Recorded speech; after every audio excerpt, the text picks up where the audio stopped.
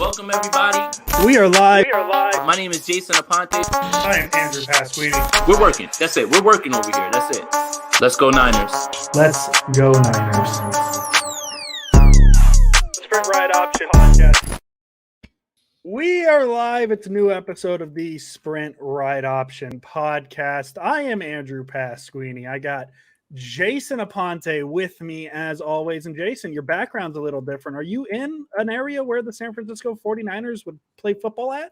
Indeed, I am. I am here ready to cover the home opener, which there will be a T-shirt given out to fans, which has a certain play that is drawn on it that actually has to do with us. Yes, I believe it's the Sprint Right option shirt. Correct. I'm very excited. I was thinking about how I wanted to open this, and you opened it up in a better way than I did. But does it make you a little sad that you're going to miss the best part of the Niner-Packer game on Sunday? Oh my gosh! Here we go. Just do it. You're gonna miss the part where he goes da na na na na na na, waiting all day for Sunday night. Okay, I got it out of me. We got it out early, Jason. What a banger. I've been sitting here waiting for you to send the invite, listening to that song over and over to make sure I got the opening right. And I got it right. So there you go, Jason. Dude, Sunday Night Football, San Francisco 49ers, Green Bay Packers, a tale as old as time. It's the best uniform matchup in all of football. You cannot tell me otherwise. The Packer yellow helmets, the Niner gold. I'm getting all giddy thinking about it. It's going to be a very fun game, Jason. Let's just start there. Let's talk about the Niners and Packers just as a rivalry in itself. Yeah, I mean, obviously the rivalry with Brett Favre in his time, obviously the whole connection to, hey, Andrew, did you know that the 49ers had a chance to draft Aaron Rodgers and they didn't? Wait, what? What? I found that out. I couldn't believe it. How did that slip through the cracks? How did no one ever mention that? Yes, wow. That adds to it. I think what's kind of cool about this, honestly, is what's happening now with the Mike Silver story about technically what happened with Aaron Rodgers and, what was happening with LaFleur. And I understand that that's a little bit of gossip, but that also adds a little bit of intrigue to it too as well, right? So, yes, 49ers Packers deep-rooted in tradition. Colin Kaepernick ripping them up in two different places. Yeah. And, all of those things. And, it's we knew this was going to be the game, home opener. Against the Packers, first time that the fans are going to be in the building since the NFC Championship. When the Niners beat the Packers. The Packers, yeah, that's right. Huh? Yeah, it's weird. The Niners have had a very successful past against the Packers in games that matter. Yes, last year happened. We get it. That happened. But the Niners were decimated by injury and COVID. That's what we call the River Craycraft game. It was actually the Richie James game, but I know Kyle's in here and I wanted him to react. And then the Monday night game, the Kyle Shanahan drip game is what we should call that one. That was 2018. Jimmy Garoppolo wasn't playing. He was hurt.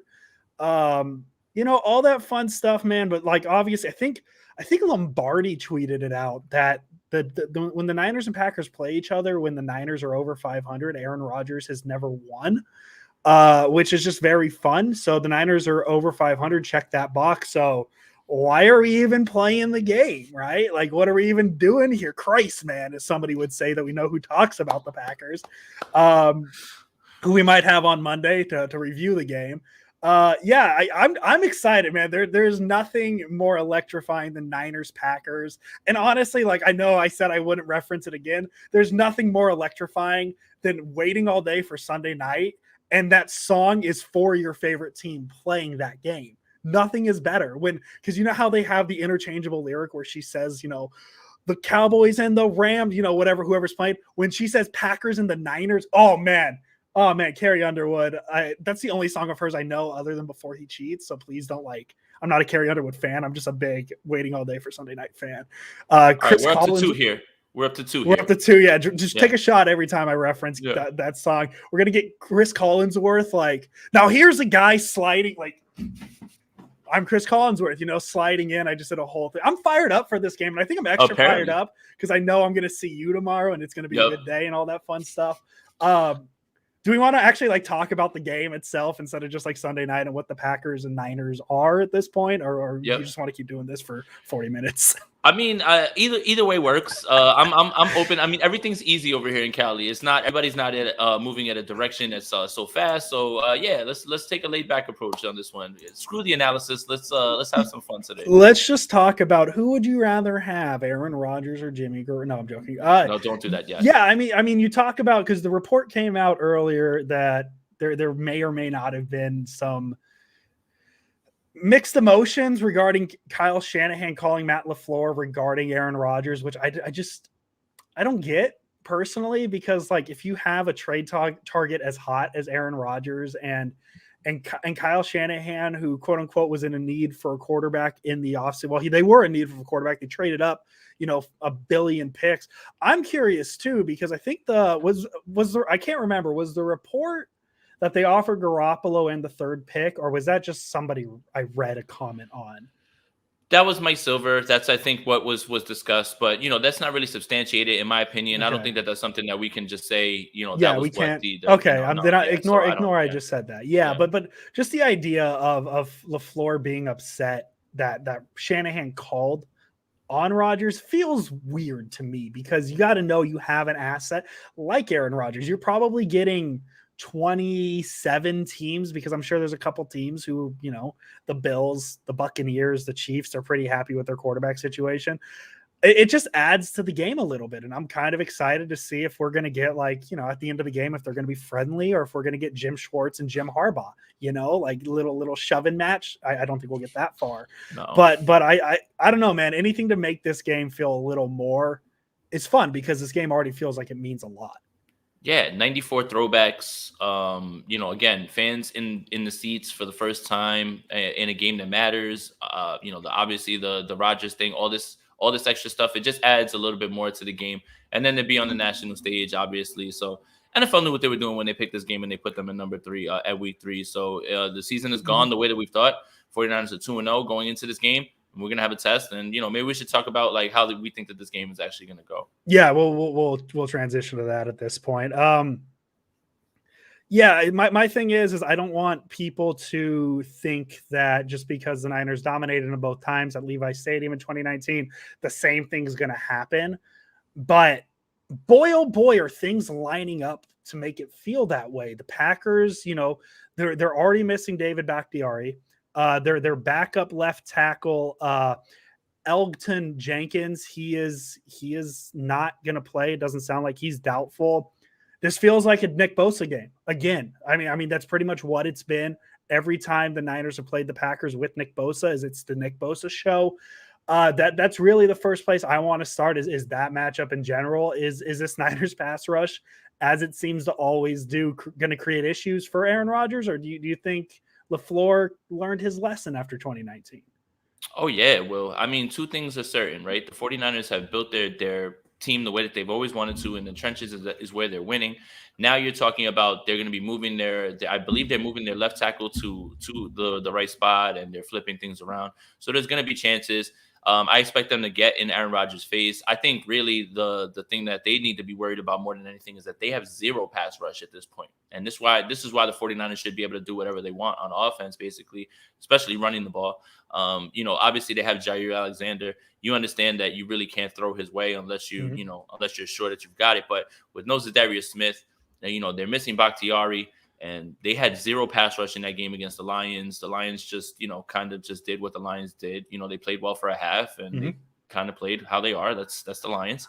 But at this point, everything is, like you're saying, lining up for the 49ers in this game. I was very much on the side of, man, I think this game's going to be close. Yeah. The more I'm looking at it, the more it develops, the more we find out that now Trey Sermon's going to be there. He's actually going to be starting, which what a turnaround. No one could have seen that coming, especially how brutal that hit was.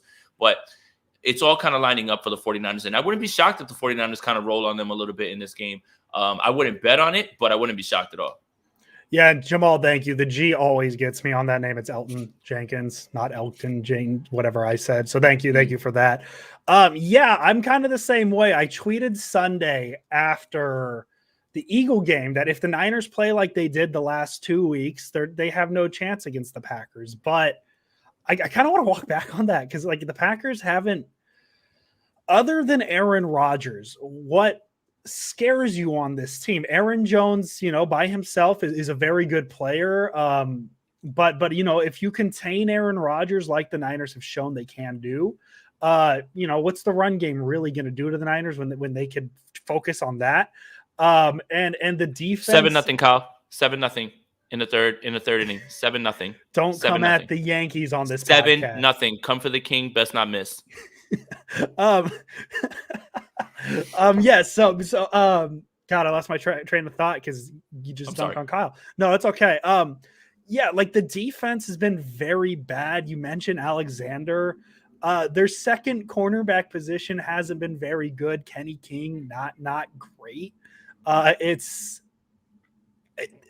don't want to say it, but because we said all off season, like this Packer game, you can't just look at 2019 and say this Niner team is automatically better than the Packers, but everything is lining up for this to be a 2019 game. And it starts, as I said, I think it starts with the pass rush, but I think the Niners offense, I think they're going to look closer to week 1 than they did week 2. I think the Eagles defense is better than what the Packers offer, especially with Zadarius Smith out, because that's like their best pass rusher. What I just don't. I don't want to say I don't see a way the Packers can win this game, because there are ways, right? Jimmy Garoppolo, a couple turnovers here or there. The defense, the secondary has issues with Davante Adams. There's ways this could happen, but I just think if you look at what both teams can do, I would probably pick this version of the Niners to beat this version of the Packers 7 out of 10 times, 8 out of 10 times. I don't know if that's too far of a stretch. And no disrespect to the Packers. I think they're a very good team. I think they're going to win the NFC North. It's just the Niners have one of the best rosters in football from top to bottom. They're deep at a lot of positions that the Packers struggle against, like the defensive line. The Niners, they're not super deep at receiver, but if they get enough matchups with Debo against King or whoever they put out there, maybe that'll. I mean, even if we want to say Brandon Ayuk plays and has a significant role in the offense, which we hopefully see. Now, yeah, Alexander's going to be on one of Debo and Ayuk, and whoever the second cornerback is going to be Domber's back. And oh my God, I'm so happy he's here. But whoever, the second receiver is going to be on the second defensive back for the Packers. I think it's an advantage for the Niners. The Niners offensive line should have no problem against the Packers pass rush. I know the Packers defense hasn't been good against the pass or run, and the Niners can really beat you in either way. I don't know if the Packers can do this. That's all. Yeah. And I think that this is actually a big George Kittle game too, as well. Get him in space against some of these linebackers. And now that Trey Sermon's going to be there, at least there's some sort of stability. But I think this is going to be a big Deebo Samuel game where they use him, the way they have been using him, but more with the extension of the running game stuff, more jet sweeps, more motion, things like that out of the backfield. You might even see him line up in the backfield in certain stretches just because of the trust factor that's there, right, with Deebo Samuel. But I really wanted to talk about on the other side, Emmanuel Mosley looks like he's trending to play in this game. So you're probably going to have Emmanuel Mosley and Lenore. That makes you feel better about Davante Adams, right? Nothing against Josh Norman. He played great in his first game. He matched up very well with Devontae Smith. He used his aggressiveness, and he knew that he can get into him. And that's why he had those PIs, but they were really good plays. I'm interested to see now. Mosley is going to be there now, and now it's going to be Lenore. How do you deal with Davante Adams? Because in the Packers offense, and I know this sounds silly, and I've said this before, but I know it sounds silly, but the first read in every single passing concept is Davante Adams. And that's only because LaFleur puts it in the hands of Rodgers to make that decision because of the connection they have and how accurate he is. So, and that's the thing, right? So there'll be times where they bring in Davante Adams into the slot, and now you've got, K'Wan Williams trying to guard him. Well, that's not going to help anybody, honestly. That's no disrespect to K'Wan Williams, but not many cornerbacks can guard Davante Adams. So I'm interested to see the chess match there with that. And, as far as running the ball, I don't really see them hurting them that way. It's more about, okay, the 49ers can control the clock. And if they get up and the 49ers have to play and the Packers have to play from behind, that's when things are going to get out of hand. And the Packers have shown a bit of a propensity to pack it in. I mean, I didn't mean to say it like that, but like when things are, when things are going bad, they They just take they fold and go home, and that's similar to what happened in New Orleans, right?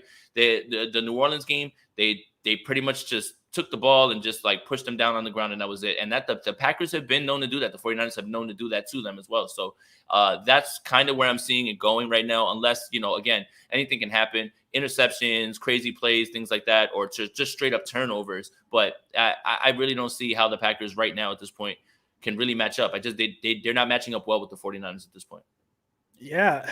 And the thing is too, as you mentioned, what Rodgers' reads are and how the first read is Adam. The thing that like really popped, because I finally like watched Aaron Rodgers on, because usually I just watch the games of the other teams and that's how I kind of get an idea. I finally decided to watch the tape on just Rodgers and just see what he does. And Jesus God, some of the throws he makes, like it's unbelievable. It's wild. And that's why I don't think you could ever take him out of a game. If he's throwing the ball, obviously you take him out by creating pressure, making him uncomfortable. But there's some throws that like I just you know how you pause the tape when he's at the top of the drop so you kind of see what he sees.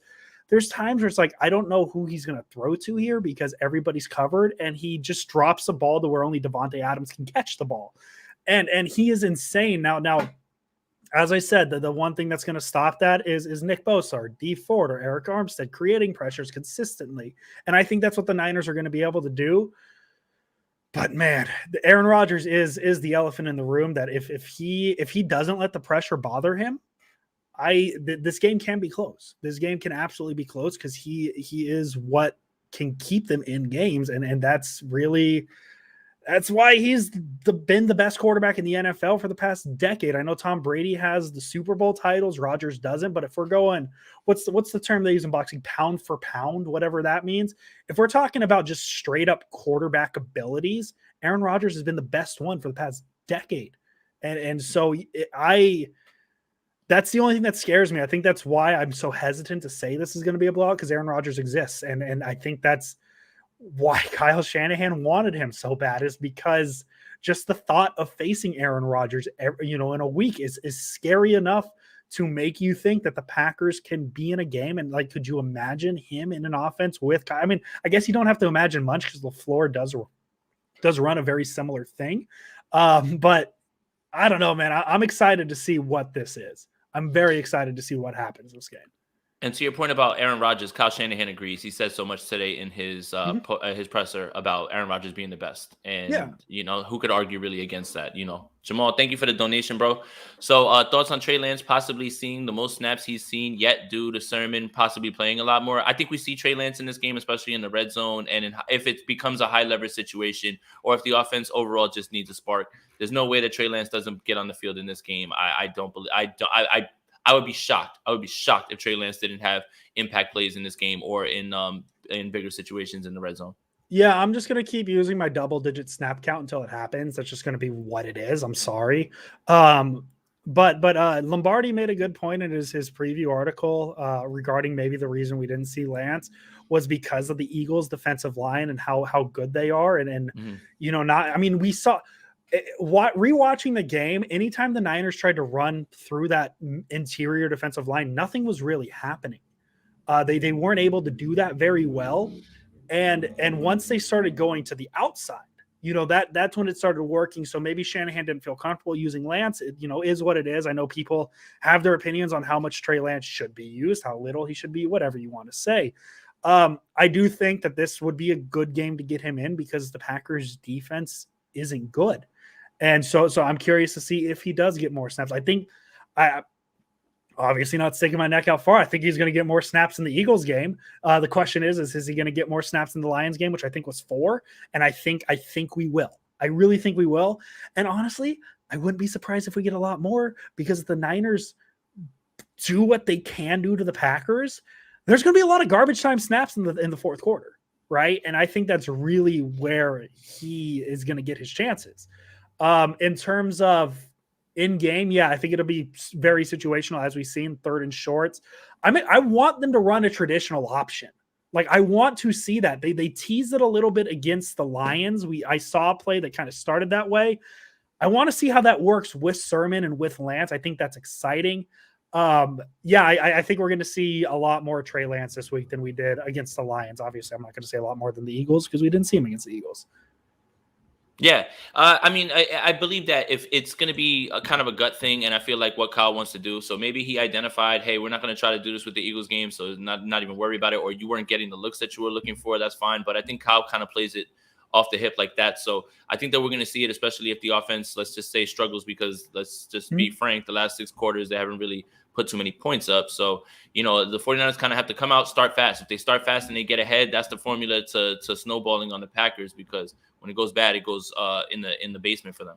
Yeah, and the other thing is I think a large part of why he didn't play Lance against the Eagles is those first 3 drives, right? The Niners go 3 and out, 3 and out, 3 and out. And yes, Garoppolo had bad throws. I understand that. But the Niners offensive line was getting cooked. Like those first few, they stabilized later in the game. Like they fixed everything, and Jimmy was relatively clean. And it wasn't even necessarily because I don't think Jimmy got sacked in that game. No. They weren't allowing sacks, but they were getting beat consistently on the run. And what situations have we seen Trey Lance on more? The run. So I think in hindsight, rewatching that game, I agree with Lance not playing against the Eagles because the run line, the line on the run plays wasn't doing great early on, and probably scared Shanahan a little bit. You don't want your new toy to get broken early or anything like that. And you don't want to show things when you're not convinced they'll work, especially with the way that the run defenses or the run offense worked against the Eagles. So is what it is. I think the Packers present a better opportunity to get more Trey Lance snaps and maybe even more Trey Lance throws. I'm excited to see how it goes. Yeah, the running game should feast. I think that the numbers are skewed for game 2 with the Lions because of game flow. Because if you watch that game, they were running it consistently with Jamal Williams. DeAndre Swift was catching passes out of the backfield. They had to run away from that once they turned the ball over, and they were down 21 points. So the 49ers should never find themselves in a position like that. I would be very shocked if the 49ers didn't run up and down on this offense, on this defense. Like, we're not even talking about Mike Pettin anymore. I don't even know who the defensive coordinator is over there, but God help you. Kyle Shanahan's been drawing it up, and you're about to get hit with it, especially if Trey Sermon can be effective. Yeah, and I mean, the thing that would concern me if I'm a Packer fan too is they really struggled against the Lions in the first half. And then the rain started coming down and things kind of altered. The Packers are, I don't want to go into the old cliche of dome teams outside in the weather, but that is what it is. The Packers are a team that's used to that type of weather. And the Lions are not, and they're under a first-year head coach. But bro, the Lions were moving the ball in that first half like they moved the ball in the Niners in the final 2 minutes of that game, except they sustained it over a half. I don't think there's going to be any rain in Santa Clara, Jason. I know you're not used to the area. We don't get a lot of rain in California. It's kind of our gimmick.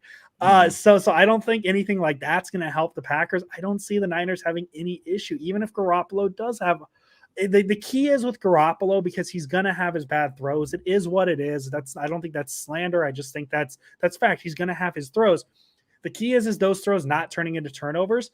They haven't turned into turnovers the first 2 weeks. The Niners are 2-0. I think that's a big part of it, because if you make one of those could have been interceptions against the Eagles an actual interception, we could be talking about a 1-1 team, right? If you take one of he didn't have too many against the Lions, but you take one of those bad throws against the Lions, we could be talking about a 1-1 Niner team, right? Because of what happened in that final 2 minutes.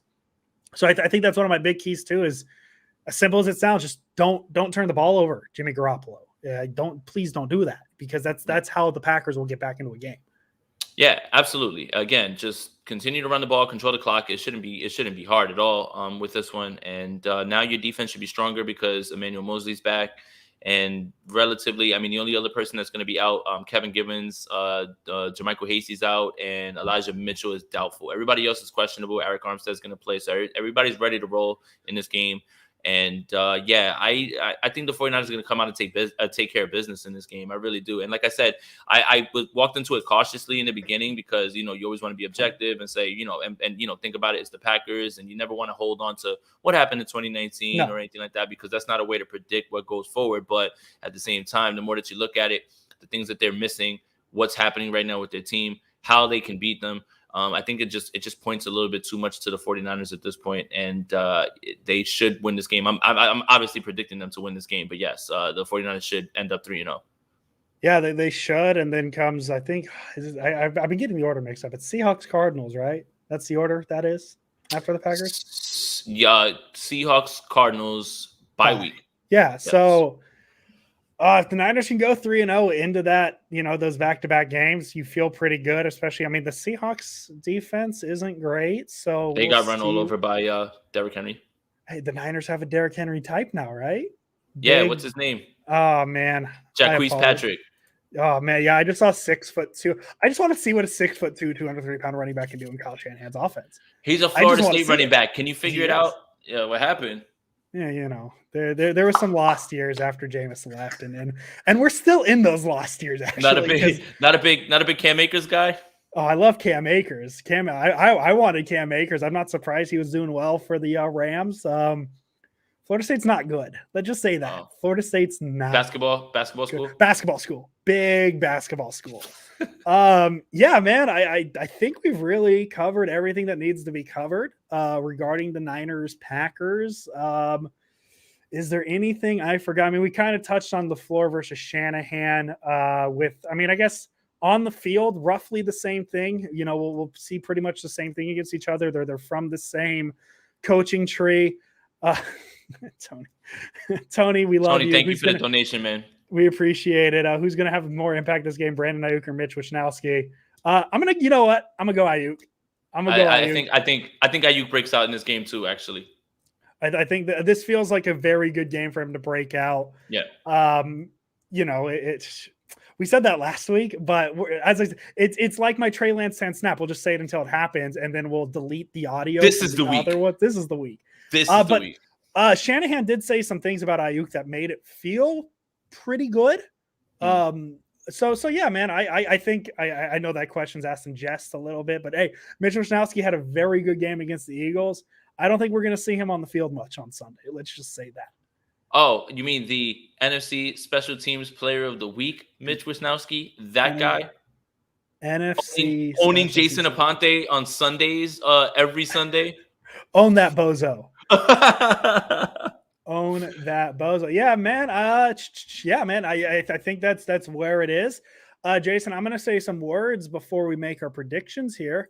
Those words would be, do you like playing with balls? No, I'm not talking about footballs. I mean your balls. Our friends at Manscaped, the global leaders in below-the-waist grooming, want you to shave your pubes with the Tom Brady of ball trimmers, the brand new Lawnmower 4.0. Only the GOAT technology for the greatest balls of all time. When you're going towards the end zone, make sure you use the right tools for the job and choose Manscaped. 2 million men worldwide trust them, so join the movement with our exclusive offer by using code SPRINTRIGHT at manscaped.com for 20% off and free shipping. Hey, the world is starting to open, and the Performance Package 4.0 from Manscaped is here to help you get ready. Inside, you'll find their brand new Lawnmower 4.0 trimmer, Weed Whacker ear and nose hair trimmer, Crop Preserver ball deodorant, Crop Reviver toner, plus 2 free gifts, the Performance Boxer briefs, and the Shed travel bag. The brand new Lawnmower 4.0 is here to take your defense to the next level. This 4th generation trimmer features cutting-edge ceramic blade to reduce grooming accidents thanks to their advanced skin-safe technology. The Lawnmower 4.0 also has a 7,000 RPM motor, a new multi-function on-off switch that can engage a travel lock, and gives you the ability to turn on the 4000K LED spotlight on and off when needed for a more precise shave. Jason and I love that feature. Did I mention this trimmer's waterproof too? Even the Super Bowl's winning coach can enjoy a nice trim during the celebratory water bath.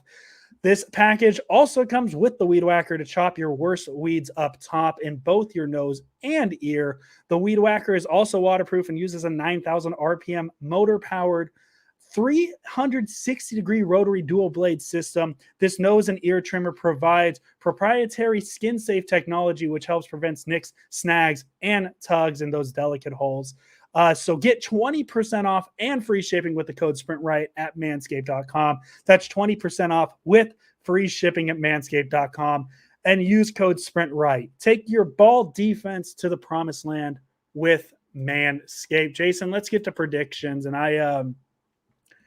I started this podcast thinking, hey, This is going to be a close game. And I was going to say like 31-24, 31-27.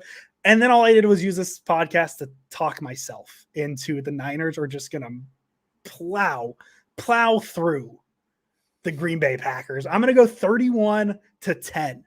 The Niners score hasn't changed. I'm going to keep that 31. I think Trey Sermon, he's going to have 2 touchdowns, 2 rushing touchdowns.